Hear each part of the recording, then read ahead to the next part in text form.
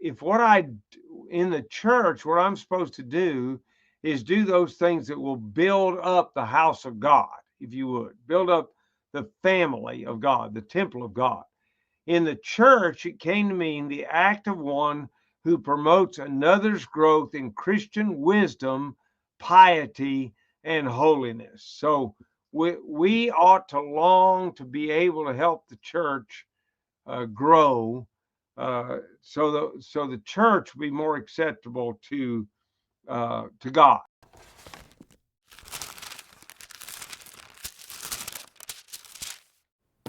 But you get the idea.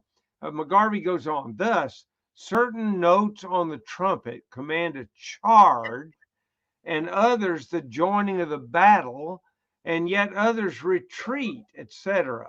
Now, if the trumpet or the trumpeter fails to produce this tone language intelligibly, the army is thrown into confusion. What do? Mhm. We don't know what that sound means, is the idea. And Paul is saying that's what happens in the church when we have miraculous gifts and nobody really knows what it means. Okay. Uh, Now, Veronica, verses 9 through 11. 9 through 11. So likewise, ye, except ye utter by the tongue words easy to be understood, how shall it be known what is spoken? For ye shall speak into the air. There are, it may be, so many kinds of voices in the world, and none of them is without signification. Therefore, if I know not the meaning of the voice, I shall be unto him that speaketh a barbarian, and he that speaketh shall be a barbarian unto me. Okay, so just like with the the language of the trumpet that we just talked about, tongue speaking that was not understood by the listener was wasted effort. Yeah. No, it just confused everybody. What does that mean? Well, we don't know. At best, it was like talking to yourself, and at worst, it could create confusion. A speaker using a language unknown to the hearer, and the hearer who did not know the language are like ignorant foreigners to one another.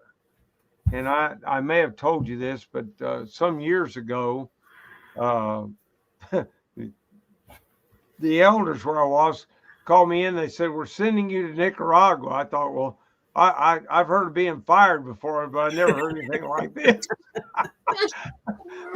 Being sent to Nicaragua. But they said actually the church there has sent kind of an ambassador for the elders, and they need you to come and speak on the new hermeneutic and explain to them how to answer it. And but so I went, and they put me up in a really nice hotel, just super nice for that area, wonderful. Um, but I couldn't understand anybody. When they dropped me off, my interpreter didn't stay there; he went home. So here I am in this nice hotel, and come time for supper, I got out some crackers or something that I brought with me, so I'd have something to eat. The next morning, I'm wandering around, and lo and behold, I discover that at every meal there is a buffet, and I can eat all I want. But why did I not know? Well, because I don't speak the language. You know, they were foreigners to me, and I was a foreigner to them. And it didn't matter what I said or how I pointed or whatever, tried to help them understand what I'm saying. They didn't understand me, and I didn't understand them. So I appreciate this ignorant foreigner thing. I was the ignorant foreigner, uh, in that particular case. Okay. Um, okay, Calix verse 12, please.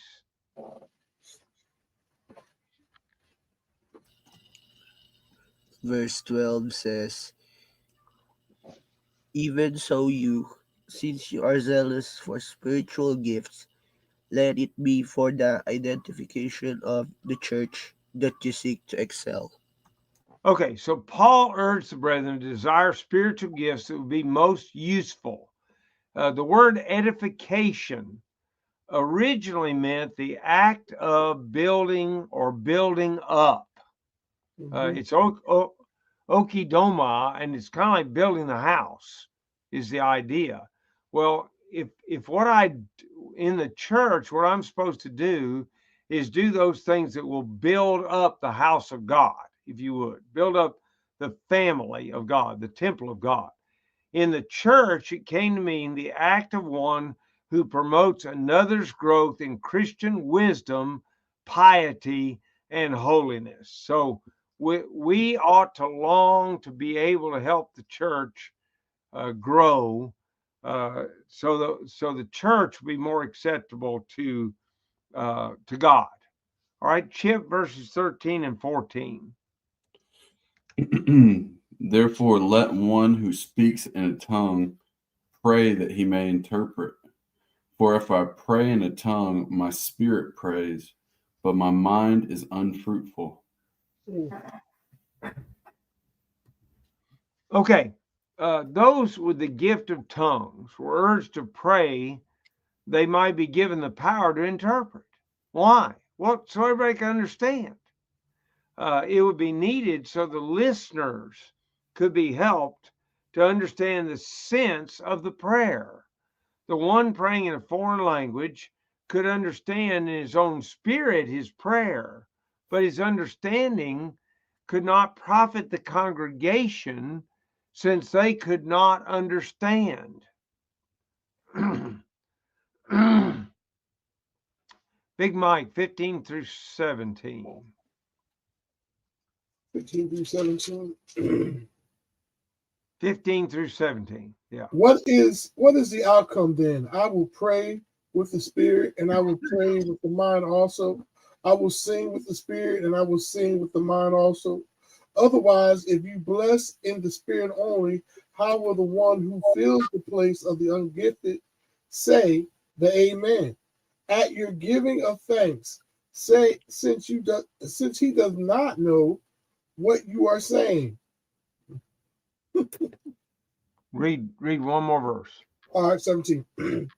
For you are giving thanks well enough, but the other person is not edified. Okay, so those praying or singing should pray or sing as inspired by the Holy Spirit and in a language the congregation could understand. Otherwise, the congregation would not know what was said and could not affirm its truthfulness. They couldn't say amen.